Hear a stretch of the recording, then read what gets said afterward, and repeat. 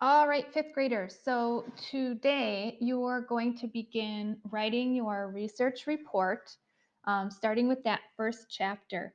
Yesterday, you had the chance to kind of go through your notes and think about what some of the different chapters might be. And for most of you, your first chapter is about the early life of the civil rights leader that you are writing about. So today we're going to look at how you go from your notes to that first chapter and start writing.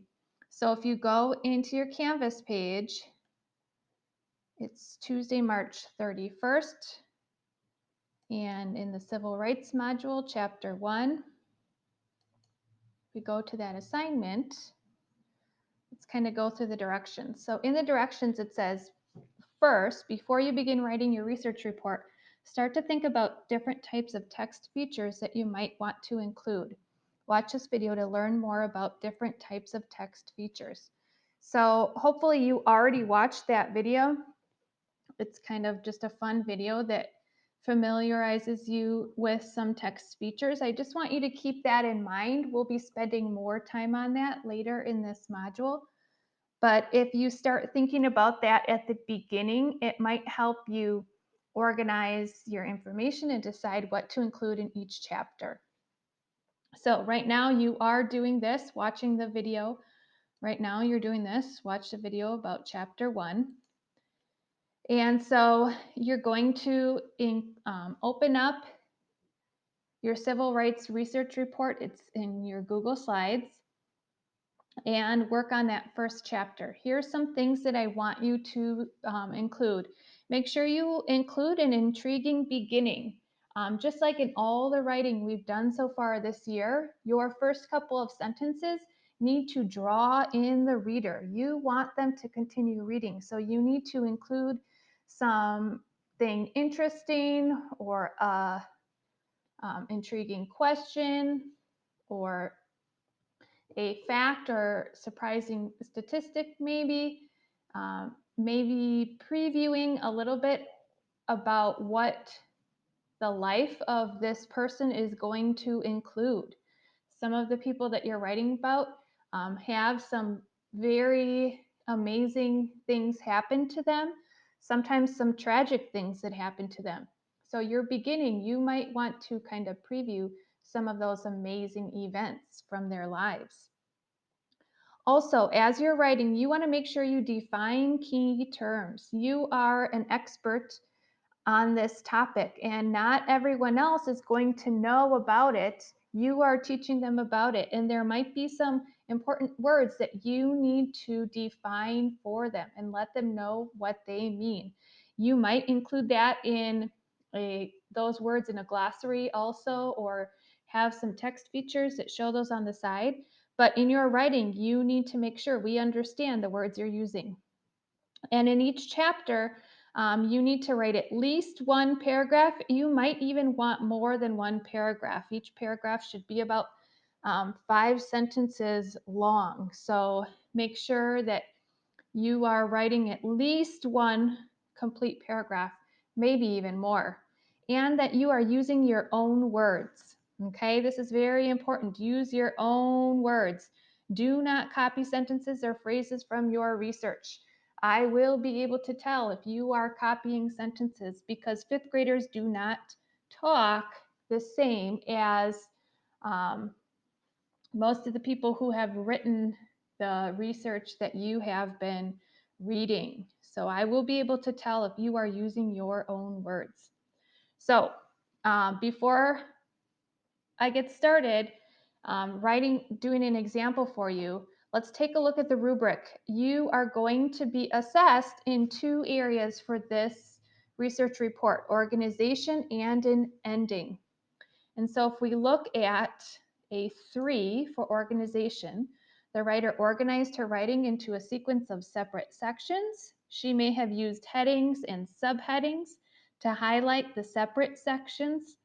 And the writer wrote each section according to an organizational plan shaped partly by the genre of the section. All right, and if we look more Even beyond that, the writer used subheadings and or clear introductory transitions to separate his sections. So thinking about those transition phrases, the writer made deliberate choices about how to order sections and information within each section. He chose structures and text features to help emphasize key points. And the writer used transitions, introductions, and topic sentences to pop out his main points. You are going to want to consider this. Topic sentences, sentences at the beginning of each paragraph that really help to introduce that paragraph. And he wrote multiple paragraphs in some sections. So thinking about that in your chapter, including more than one paragraph. All right. We will look closer at the ending later as you get closer to the ending of your books. So if I go to the example I started of Ruby Bridges, and I know that my first chapter is a happy childhood, I decided. Okay, so I'm going to add that in here. A happy childhood.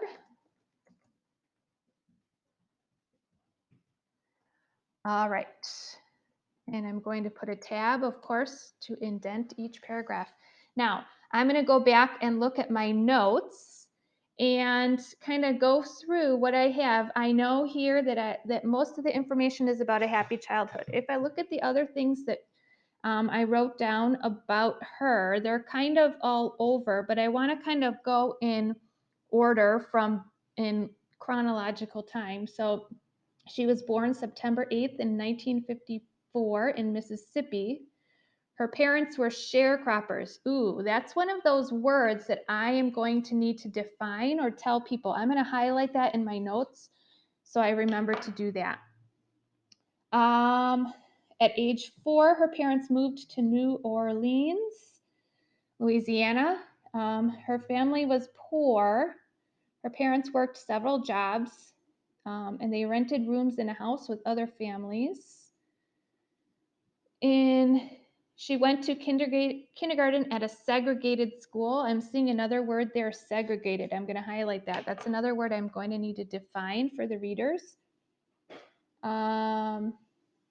In 1960, Ruby did well on an important test, and she was able to go to William Frantz Elementary, a school that had been for whites only. So that kind of is the main thing. So I'm kind of seeing two different groups of information, like her early life here, before she went to school, and a little bit about her parents and background.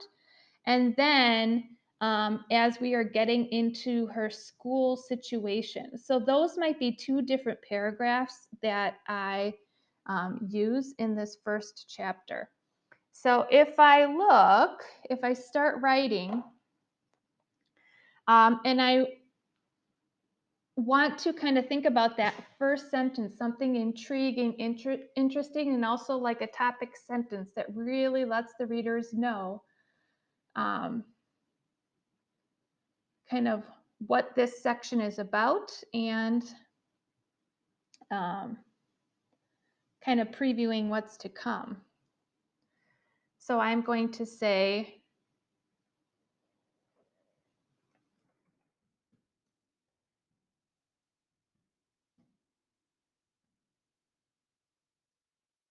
Ruby Bridges had a very happy childhood, even though she would have to endure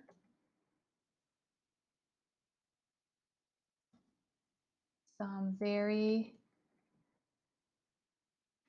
very situations. Okay, so I'm kind of previewing she's going to have to deal with some scary things, but this is basically about her happy childhood.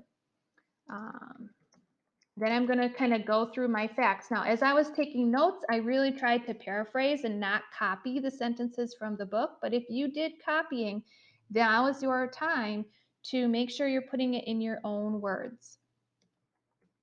She was born in September 8th, 1954. in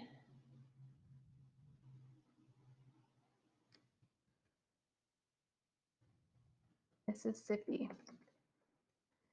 Her parents were sharecroppers. Okay, so here's one of those words that I need to define. I'm gonna make it bold so I kind of remember. I might include a text feature later, but which means they worked on a farm and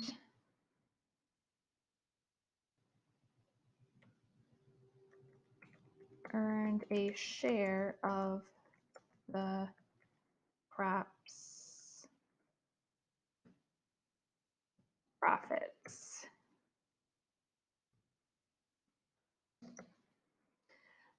But then eventually they move. And the reason that they moved was that her parents wanted a better life for her.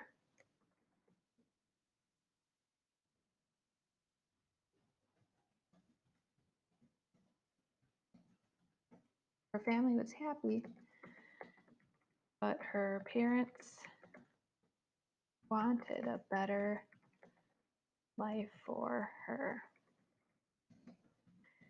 They moved to New Orleans, Louisiana,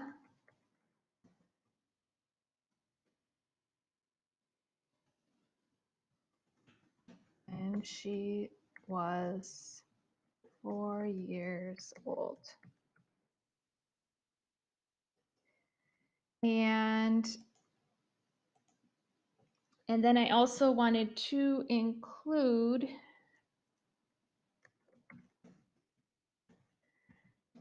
here, they were still poor,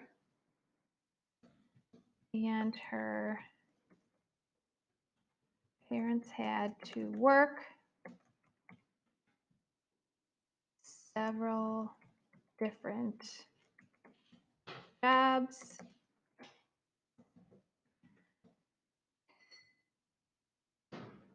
They even had to rent a few bedrooms in a house with other families. Okay, if I kind of look at my notes, those were the main things that I wrote down about her early life. And then I'm going to add another paragraph about the beginning of her school. Ruby was able to attend kindergarten,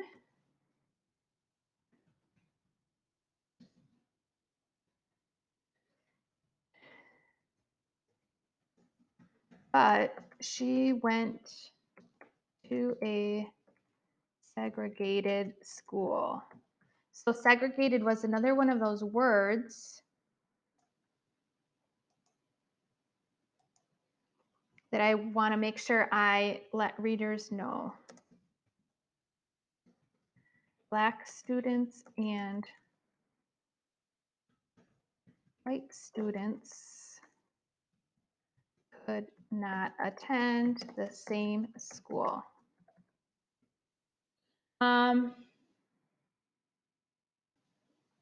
This is the beginning, though, when segregation was ending.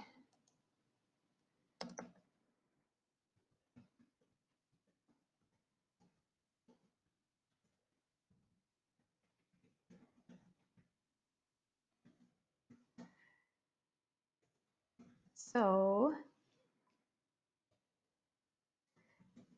in 1960, Ruby took a test to see if she could begin attending a school that had been for white children only.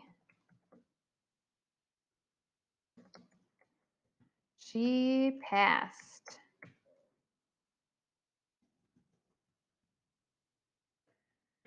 Okay, so I'm seeing I need to kind of slide this up a little bit to make sure it all fits on the page. You might need to change your pages around and format them a little bit, but this kind of shows my first um, section of the book. I made sure to include the notes that I wrote that were most important, and you might need to decide there might be some things you wrote down that you don't include, but that would be how you get started in your first chapter.